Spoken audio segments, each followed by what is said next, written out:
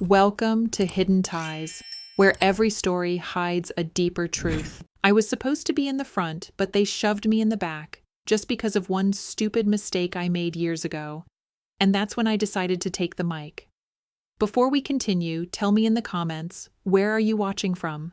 I'd love to know. I'm Vanessa, 52 years old. I've spent most of my life in small, quiet towns. I live in a cozy little cottage on the edge of Pine Ridge, a place that people drive through but never stop in. I'm a high school teacher, literature mostly, but I've had a hand in almost every subject at some point. My life's been steady, predictable, almost too much so. Sure, I've had my bumps along the way, but who hasn't? I'd never been much for big events, especially weddings, but when my younger sister Tanya announced her engagement, I knew this was going to be different. Tanya and I had a complicated history, but I was still excited for her. I had never seen her so happy.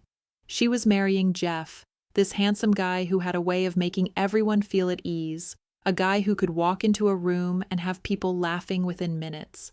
They were perfect for each other. So, when the invitation arrived, I thought, okay, Vanessa, it's time to step up. No holding back. I wasn't going to let some past grudge or my usual introverted tendencies get in the way of supporting my sister on the happiest day of her life. At least that's what I told myself. The morning of the wedding, I woke up early. I wanted to look my best, so I spent extra time doing my hair and makeup. I even picked a dress I thought was nice, navy blue, knee-length, simple but elegant. I wasn't trying to outshine anyone, just be part of the day. I was nervous. It had been years since I'd seen some of the relatives who would be there, and let's just say, my relationship with Tanya had never been smooth sailing. Growing up, it was always me doing the heavy lifting, holding the family together, while Tanya, well, she had always been the golden child, the one who could do no wrong. I arrived at the venue early, trying to get a feel for everything. The wedding was at a country club just outside of town, big and flashy, but it felt right for Tanya. She had always been the type to love attention, and this was her moment. When I walked inside, I immediately noticed a few things. The decorations were stunning, classy flowers, candles, everything perfect. But as I looked around, something hit me in the chest. I hadn't been told where I was sitting. The seats had already been set up for the ceremony, but the program was incomplete, and nobody seemed to know where I belonged. I stood awkwardly at the back, clutching my purse, waiting for someone to give me direction. Tanya's best friend Becky walked by. She flashed me a tight smile and whispered, "Vanessa, you're in the back, I think." She pointed towards a row at the far end of the room. I nodded, but it didn't escape me. "The back," she said, just like that. No explanation, no offer to sit me next to anyone, just the back. And for a moment, I felt small. I wasn't expecting to sit front and center, but I had hoped for something a little more respectful than this. The ceremony began, and I took my seat in the back row, surrounded by distant relatives and people I barely knew. I could see everything from there, of course, but it didn't matter. Tanya looked beautiful in her wedding dress, and Jeff looked just as radiant. It should have been a moment of joy, but all I could focus on was the sting of being ignored. After the ceremony, the reception began. Tables were filled with food, drinks, and laughter. I tried my best to keep to myself, sitting at a corner table with a few people I recognized from the old neighborhood. My thoughts kept drifting, though. Why had Tanya put me in the back? I had 1,000 reasons to be angry, but I didn't want to let it ruin her day. Still, I couldn't shake the feeling that something was off. And then it happened. The moment everyone had been waiting for, the speeches. Tanya's maid of honor, Becky, took the mic first, followed by Jeff's best man. They each gave their speeches, their words full of love and memories, making everyone laugh and cry. It was beautiful. I knew my turn would come up eventually. I had prepared something simple, heartfelt. I thought maybe it would help me find some closure with all the history that had built up between Tanya and me over the years. But when they called me up, something inside me snapped. They didn't say much, just called me to the stage like I was another speaker to fill time. It wasn't the welcome I had hoped for. I climbed onto the stage, walking to the mic with shaky legs. My heart was pounding, but I was determined to make it through without causing a scene. And then I saw it. Tanya, sitting at the head table, smiling at me. But her smile wasn't warm. It was tight, like she was tolerating me being there. Her eyes flicked away almost immediately as I approached the mic. That's when it hit me. She wasn't just ignoring me, she was humiliated by me. She had put me in the back on purpose. She didn't want me to be part of this day in any meaningful way. I cleared my throat, the mic humming in my hand. Good evening, I began, my voice almost trembling. I'm Vanessa, the older sister. I'm just so glad to see Tanya so happy today. I paused, looking around the room. There were a few polite smiles, but most people were focused on Tanya. I felt that cold, familiar sense of being overlooked. And then it happened.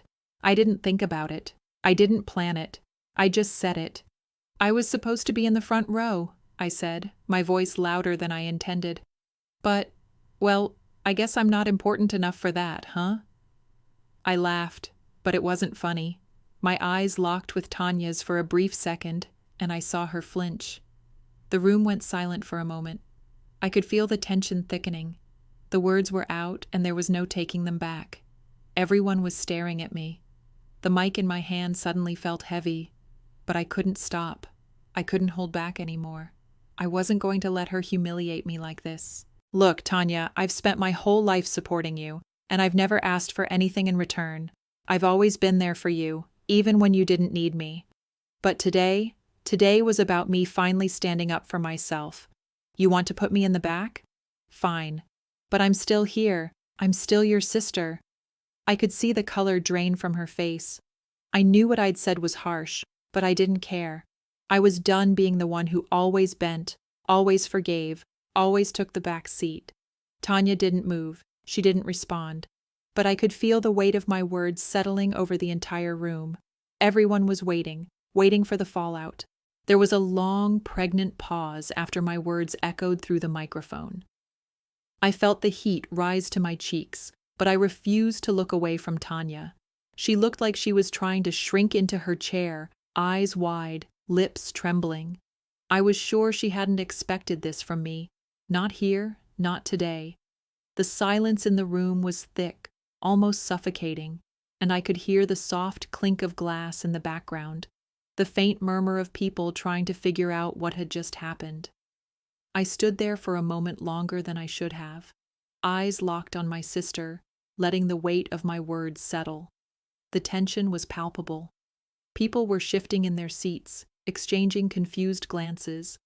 I could feel the sweat on my palms, and my legs were starting to ache, but I wasn't about to back down now. Vanessa, Becky's voice cut through the awkwardness like a knife. She was standing up, clearly trying to salvage the situation. Maybe we should just move on to the next thing? But I wasn't done. No, I said firmly, looking directly at Becky, my voice steady despite the thudding of my heart.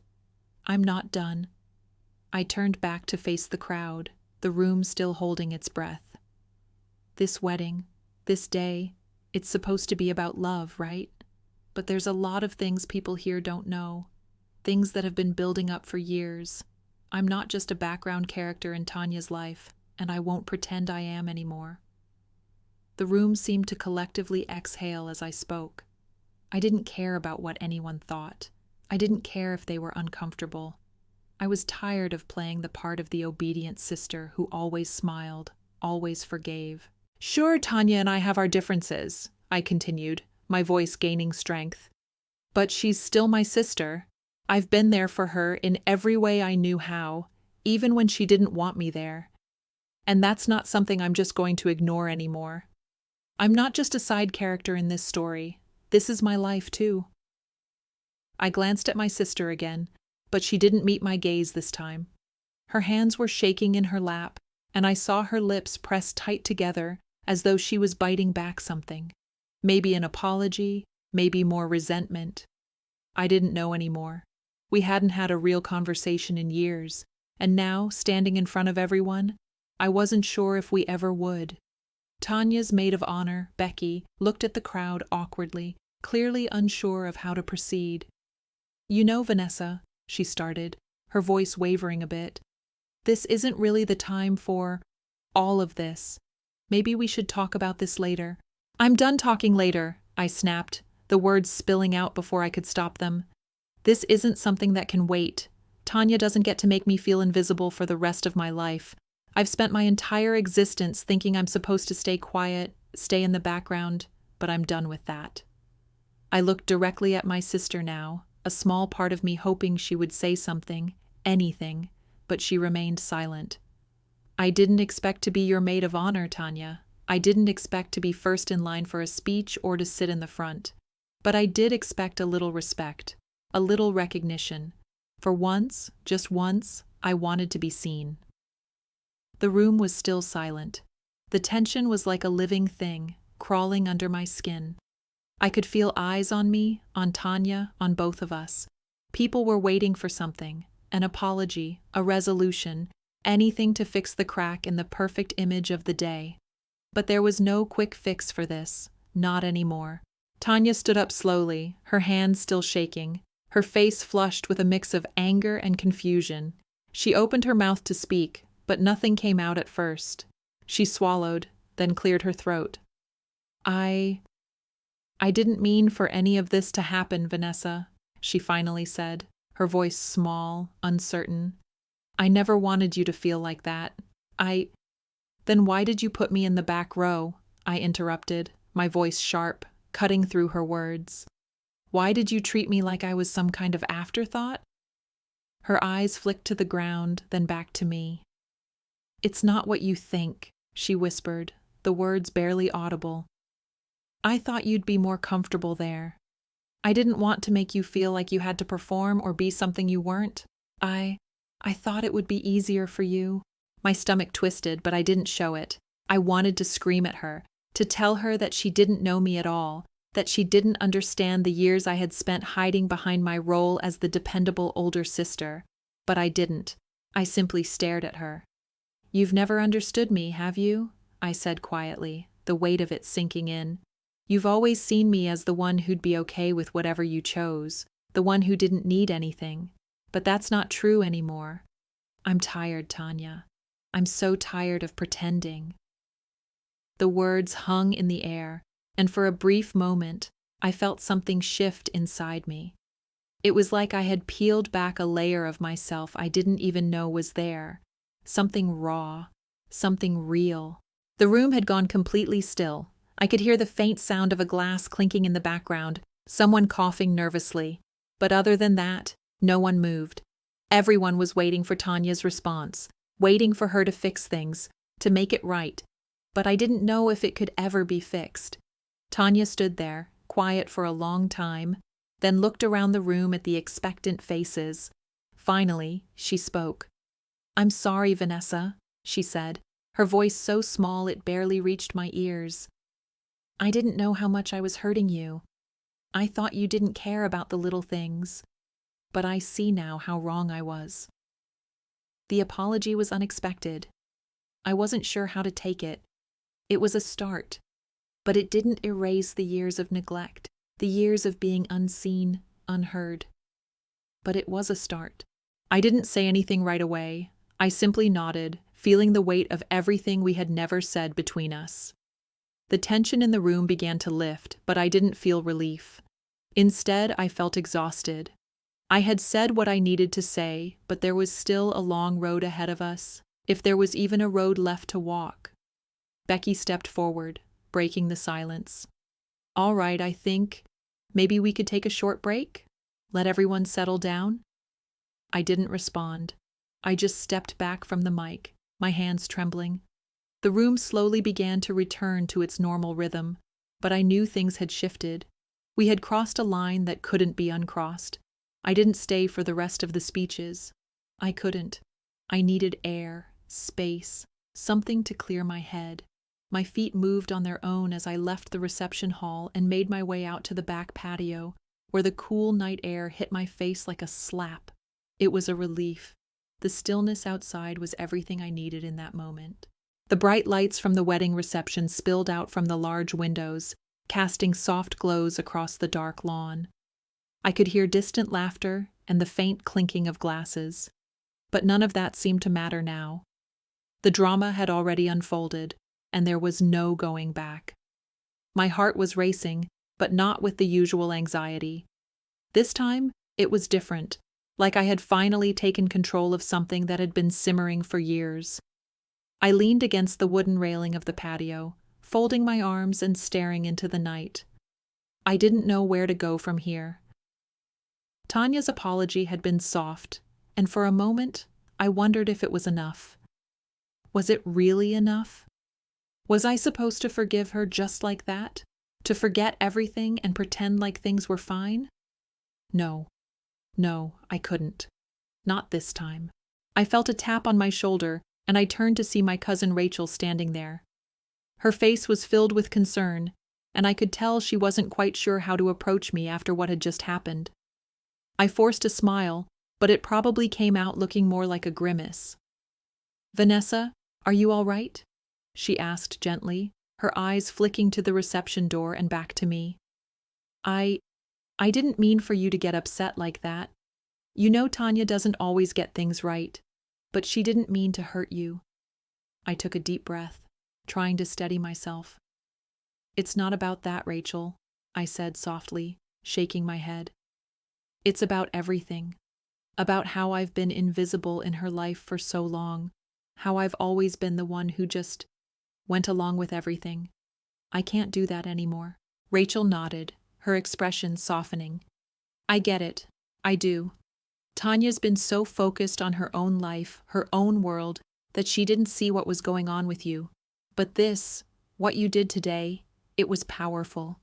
I think you made her see things she didn't even know she was blind to." The words hit me harder than I expected. Powerful. Maybe that's what it had been. It wasn't just a meltdown or an outburst. It was me finally standing up for myself, finally demanding to be seen, but at what cost? The silence of the reception hall echoed in my mind, and I wondered if I had just destroyed any chance of having a normal relationship with my sister. "Thanks, Rachel," I said, my voice small. "But I'm not sure where we go from here. I don't know if I can just go back to pretending things are fine." She paused, considering my words. "You don't have to pretend," she said gently. "But you also don't have to carry all this alone. I don't know what'll happen next, but I know one thing. You've got a right to stand up for yourself. And Tanya, she'll have to figure out how to deal with it." I didn't have a response to that. I wasn't sure if Tanya would ever figure it out. I wasn't even sure if I wanted to be there when she did. But for the first time in a long while, I felt like I could breathe again. I wasn't invisible. I wasn't just the sister in the background anymore. The rest of the evening passed in a blur.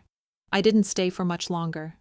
The reception was still in full swing when I decided I needed to leave. I said a few brief goodbyes to family members, some of whom barely looked me in the eye, and others who gave me half-hearted words of reassurance. But I wasn't interested in their reassurances. I was done being placated. I was done being anyone's afterthought. I walked out into the parking lot, feeling like I was stepping into another world. My car was parked under a flickering street lamp, and the engine hummed quietly as I slid into the driver's seat. As I turned the key and began to drive away, I felt a strange sense of liberation. I wasn't sure where it would lead, but I was no longer carrying the weight of pretending. I wasn't the sister who had to always stay in the background. Not anymore. The next day, I didn't hear from Tanya. I wasn't sure if I wanted to, but a part of me, one I couldn't ignore, wondered if she would come to me, if she would realize that the apology she gave me wasn't enough. It wasn't enough to simply say she was sorry. I needed more than that. I needed something deeper, something real. I spent the day cleaning the house, trying to keep my mind busy. The quiet of my cottage felt like a relief after the chaos of the wedding, but the silence also left me alone with my thoughts. Had I done the right thing? Was it worth it? I had no answers, but one thing was certain. I wasn't going to let this go. Not until Tanya truly understood the impact of her actions. The phone rang in the late afternoon, interrupting my thoughts. I glanced at the screen. It was Tanya. My heart skipped a beat, but I didn't rush to answer. I let it ring, staring at the screen, trying to decide what to do. After a few moments, I picked up. "Hello? Vanessa?"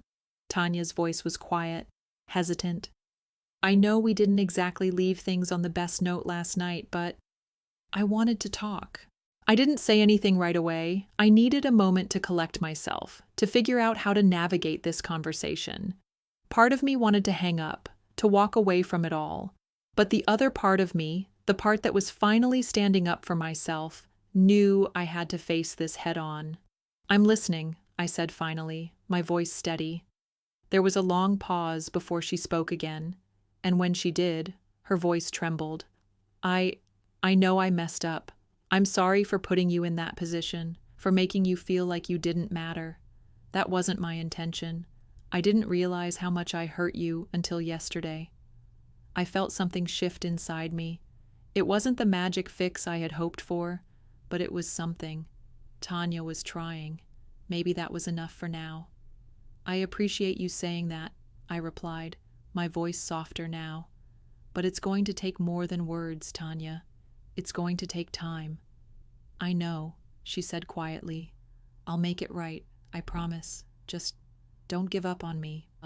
I leaned back in my chair, closing my eyes for a moment. "I won't," I said, though a part of me still wasn't sure if I could fully trust her again. "But you need to show me, Tanya. Show me you care. Show me that I'm not just the background character in your life." "I will," she promised. "I'll prove it." We didn't say much more after that. I hung up, feeling a strange mix of relief and uncertainty. I wasn't sure where this would go, but I was finally ready to find out. For the first time in years, I was living for myself, not for anyone else. The days that followed felt strange, quiet.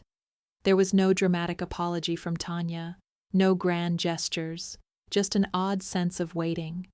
Waiting for something to change, waiting for the shift we had barely begun. I stayed busy with work, as I always did, but my mind kept drifting back to that night. The wedding, the mic, Tanya's words, the silence. I couldn't forget the look on her face when I stood up, couldn't shake the feeling that something had shifted between us, but I wasn't sure if it was something permanent or just a passing storm. Tanya and I had been close once, not always perfect, but close. But that closeness felt like something we had to relearn, and I didn't know if we had the time or the energy to do it. Weeks passed, and I began to find some peace in the routine of my life again. I went to work at the marketing firm I'd been with for almost a decade, worked on a few freelance projects on the side, and spent my evenings curled up with a good book or on the phone with Rachel, who was now my go-to person for all things family-related. She had been supportive after the wedding, not judgmental in the slightest. I was grateful for her. But then, one evening, Tanya called again.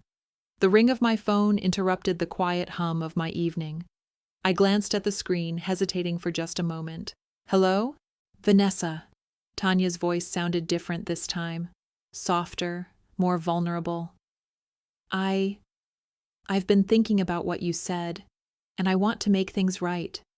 I don't expect you to forgive me right away, but I want to try."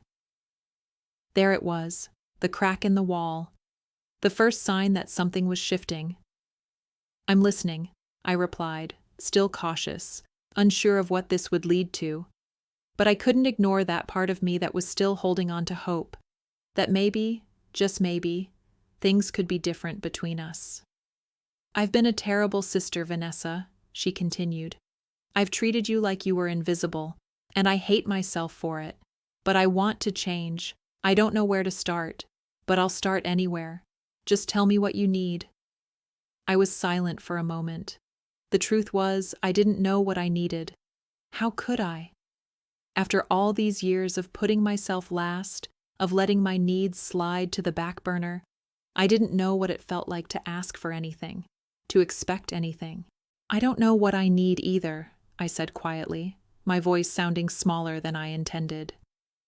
I think I just need you to really see me, to not just pretend like I don't matter, to know that I'm here, that I have my own life, my own hopes. I need you to recognize that. There was a pause on the other end, and when Tanya spoke again, her voice was thick with emotion. I didn't realize how much I was hurting you by doing that. I thought I was just helping, but I see now how wrong I was. And I'm sorry, Vanessa. I'll do whatever it takes. I wanted to believe her. I did. But a part of me still wanted to be cautious. I had been burned too many times before, and I wasn't sure I was ready to throw myself back into the flames. I appreciate you saying that, Tanya, I said, forcing the words out. But it's going to take time. You've hurt me, and I don't think I can just forget that. I need you to show me that you're really changing. I will, she said, a promise in her voice. I don't want to lose you, Vanessa, not after everything. Just give me a chance. I nodded, even though she couldn't see me. All right, we'll see where this goes. But I'm not making any promises. Not yet. The call ended soon after that. I didn't feel a rush of relief, but there was a small shift inside me. Maybe this was the beginning of something new. Maybe it wasn't. But for the first time in years, I felt like there was hope. Hope that Tanya and I could rebuild what had been broken. The next few weeks were quieter. Tanya and I kept in touch more frequently. Small texts, the occasional call. Nothing monumental, but the connection was growing. I didn't feel the pressure to fix everything all at once, and she didn't seem to expect that either. For the first time, I didn't feel like the weight of our relationship was entirely on me. I was learning to let her take the lead, to allow her the space to prove herself. It wasn't easy, but it was necessary. I wasn't the person who needed to fix everything anymore. And then, one day, Tanya called me again. I've been thinking, she said, about what we can do to make things right. And I realized I can't fix everything all at once, but I want to start with something small, something meaningful. I felt a flicker of curiosity. What do you mean? I was thinking about going to that little cafe we used to go to when we were younger, she said softly. You know, the one on the corner of Main Street? We used to go there after school and talk for hours. Maybe we could go back. Just the two of us. No big expectations. Just us. The idea hit me like a wave. It was simple. It was small. But it was something that felt real. I think I'd like that, I said, my voice quieter now, almost surprised at myself for saying it. I think we could use that. It wasn't a solution. It wasn't going to fix everything. But it was a start. And sometimes a start was all you needed. The cafe sat on the corner of Main Street like it always had, nestled between a bookstore and an old movie theater that had seen better days. It was small and quaint, a place that held 1,000 memories for Tanya and me. Back then, it was where we laughed about school, shared our wildest dreams, and vented about our parents. It was a safe space, one where nothing else mattered except for the bond between two sisters. It had been years since we last visited, but standing there in front of the door, I felt like I was stepping back in time. The bell above the cafe's door jingled softly as I pushed it open. The familiar smell of coffee and pastries hit me immediately, mingling with the scent of old wood and nostalgia. There, behind the counter, stood Carla, the same barista who had served us when we were kids. She looked up, her eyes widening for a second before a smile spread across her face. Well, well, well, look who's back, she said with a warm laugh. Haven't seen you two in ages. What can I get you today? I smiled at her, a soft, nostalgic smile that carried the weight of years. Just a coffee, please. Black. Tanya had already walked up to the counter beside me. She ordered a cappuccino, and then we both slid into one of the old booths in the corner. The same booth we used to sit in for hours, gossiping and planning our futures as if we had it all figured out. I looked around, taking in the dusty shelves, the mismatched chairs, and the small round tables. Nothing had changed, and yet everything felt so different. Tanya and I were different. We sat in silence for a few moments, neither of us sure where to begin. My heart raced, not because I was nervous, but because everything felt so fragile, like a string that could snap at any second if either of us pulled too hard. "I'm glad you suggested this," I said, breaking the silence. "It's nice being here again." Tanya smiled faintly, but I could see the unease in her eyes. "I've been thinking a lot lately, about everything we've been through, about how much I've taken you for granted." I didn't respond immediately. My eyes stayed on the cup in front of me, as if focusing on it would help me process the words I was hearing. For years, I had been waiting for her to say something like that, for her to acknowledge the hurt, the neglect. But hearing it now, it didn't feel like the closure I thought it would. It just felt like the beginning. "I've been horrible, Vanessa," Tanya continued, her voice almost breaking. "I didn't see you, not really. I didn't see how much I hurt you by pushing you aside for so long. I thought it was just the way things were. But I was wrong." I glanced up at her, meeting her eyes for the first time since we'd sat down. The pain was raw, real, and I could see the remorse in her expression. But it wasn't just the apology I needed, it was action. It was trust. And in this moment, I wasn't sure if I could give either of those things just yet. "I know you're sorry," I said, my voice quiet but firm. "But saying it isn't enough, Tanya. It's going to take more than just words for me to believe that you really get it. You hurt me for years, and I can't just forget that. I can't pretend like everything is fine."